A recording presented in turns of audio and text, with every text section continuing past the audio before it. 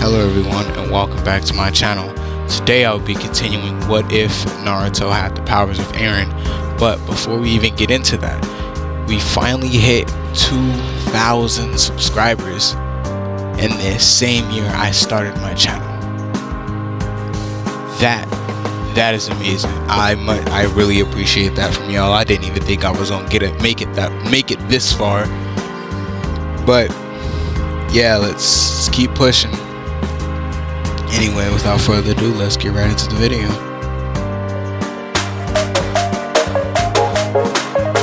Well, after Jiraiya smirks, Naruto looks at him and asks him why exactly is he smirking when he's at the disadvantage here. And Jiraiya looks at him and he's like, oh, and how was that? And Naruto was like, well, first off, this is my village and you're my house, and I have some very unique abilities. And Jiraiya looks at him and was like, I don't know, you don't seem that special to me. And Naruto, he stops right in the middle of his little showboat, and he stops and he's just staring at Jiraiya. And Jiraiya gets up off of Naruto's bed and pats him on the head and is like, well, I don't see any talent in you, so I'ma leave and go find someone that has some version of talent. And as he walks out the door, no longer than 3 minutes after he leaves, all you hear is this huge crackling of lightning, and then it's these footsteps, he's just fully sending Jiraiya, and everybody that sees Naruto coming is just screaming and instantly getting out of the way, and Jiraiya is just dying, he's laughing inside. But when Naruto gets there, when Jiraiya turns around, he's expecting to see a whole bunch of broken buildings and stuff, Naruto is uncontrollable. But what he actually sees is this giant creature running from rooftop to rooftop trying to get to him like an actual shinobi would. So that puts him at unease, because now it seems like Naruto, for some strange reason, actually has some form of intelligence. As far as he was aware of, the last time Naruto was able to fully successfully use his tailed beast form is when not tailed beast form, but the Titan form was when he fought Zabuza, and even then he didn't have complete control. This looks like something that he has control over. And when Jiraiya finally realized, Jiraiya is just analyzing Naruto running up to him, and Jiraiya also points out that if Naruto was to actually try to chase somebody, any normal shinobi would not be able to get away from him. Or any normal shinobi wouldn't just be able to fight them off. They would have to do something to Naruto in order to get him to just calm down, or even to delay him for a little bit. So Jiraiya looks at Naruto and he asks him, is this his so-called ability? And all he's getting is this heavy breathing, and Jiraiya is still mocking him, talking about if you were that out of breath from just running here, imagine how out of breath you're gonna be fighting me. And the back part of the Titan starts opening up, and Naruto's eyes are kind of dead inside, but he points out toward the village, the outer banks of the village. He points the outside of the village, and he jumps back into the Titan form, and he runs out there. He just starts walking. He walks right past Jiraiya, walks right past everyone else, and he just walks outside the village. Now at this point in time, Naruto is a massive group. So there are hundreds of people watching this fight. So when Jiraiya vanishes to out there, he's looking at Naruto, and he gives him his props. This form that he is in, it is fairly strong, and it can be useful, but if he can't control it, what actually makes him think that he's going to be able to defeat him, someone like Jiraiya, a legendary Sannin? And the Titan stops, and then it just hits the ground, and Naruto's out of the Titan.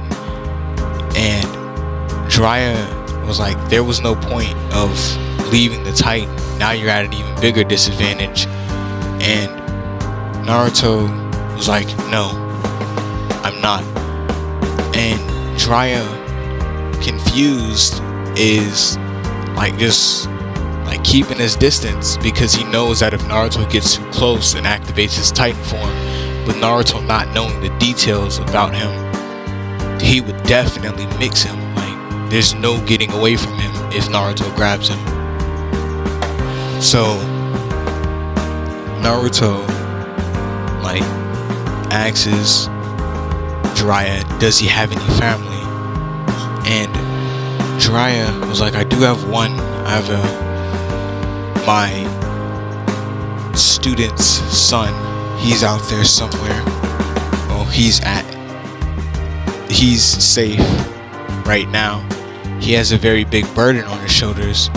And Naruto, before he even retransforms, he stops. And he's like, what type of burden? And Naruto's entire face changed. His eyes actually have life in them again, and he actually looks like he's sad. And Jiraiya stops, and because now the whole mood is gone, they're not even fighting. And Jiraiya tells Naruto that it feels like this whole village hates you, doesn't it? And Naruto stops even more, because he didn't think that Jiraiya was talking about him. And Jiraiya turns around, believing to think that his Jiraiya's this person that Jiraiya cares about is behind him, but it's not. So he looks back at Jiraiya, and Jiraiya was like, yeah, I'm asking you. And Naruto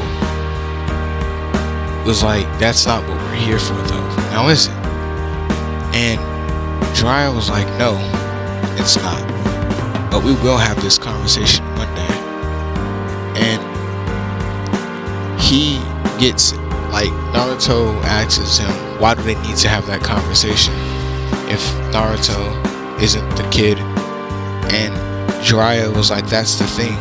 As he throws a kunai at as he throws a kunai at Naruto, forcing him to Titan form back up. As Naruto blocks the kunai with his forearm, Jiraiya appears behind him and tells him that he is the kid, and in perfect Sage mode kicks Naruto into the Leaf Village wall. And Naruto gets back out of the wall, looking at everyone around him, seeing that they need to get further away from the village if this fight even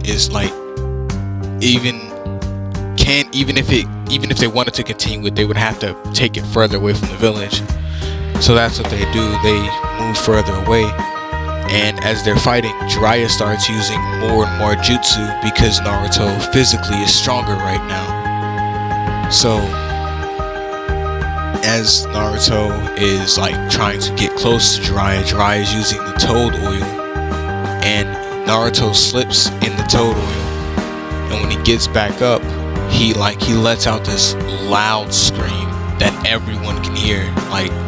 In the front part of the Leaf Village where everybody was, everyone can hear it because they're just a little bit past where you can see. So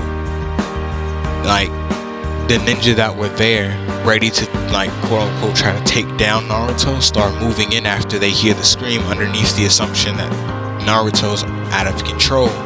But when they get there, they see Naruto running around covered in flames because Jiraiya used the toad oil fire style on him.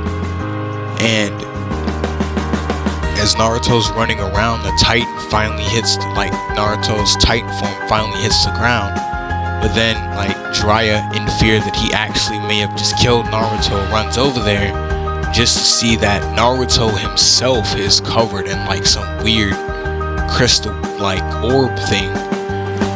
And he takes it back to the village, and a lot of people are wondering, did he imprison Naruto inside of that? And Jiraiya tells them no, he just came out of the toe, and he just came out the Titan form, and that, like, after the Titan form disappeared, this is what he was in. So Naruto gets taken to a research facility far away from the Leaf Village, because they don't know what Naruto is going to be capable of when he leaves that cocoon. And when Naruto is in his head, he's thinking about all the possibilities and things that could be going on in real time right now, and all he's doing is passed out most of the time. And he remembers that they have to do the Chunin exams.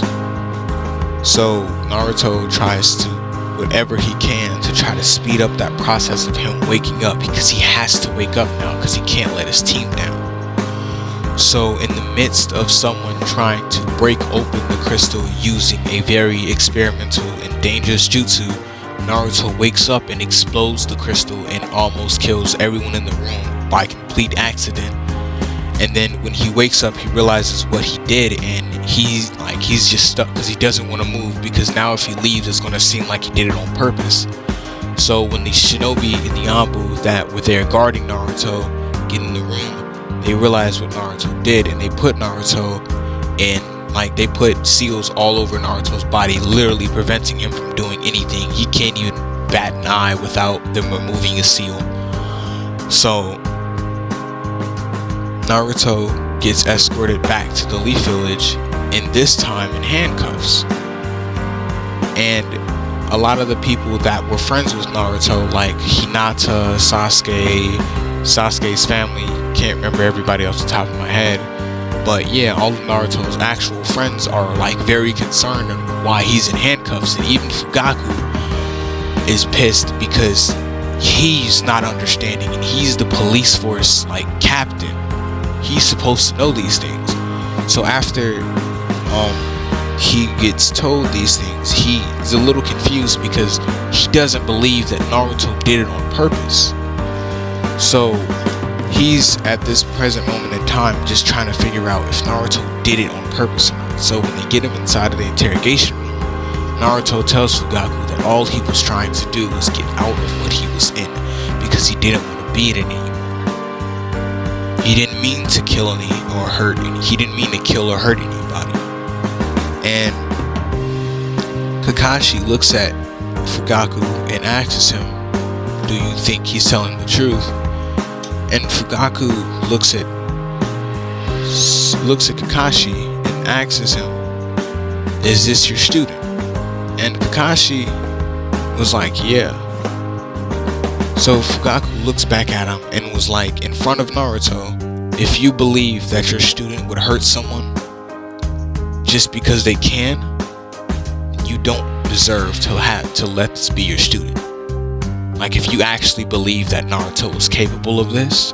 And Kakashi stops him midway through a sentence and tells him that he hasn't seen the things that Naruto were capable of yet. You think that he's over, like, you think he's dangerous now. Wait till you see when he's lost all control and is screaming and ripping people in half.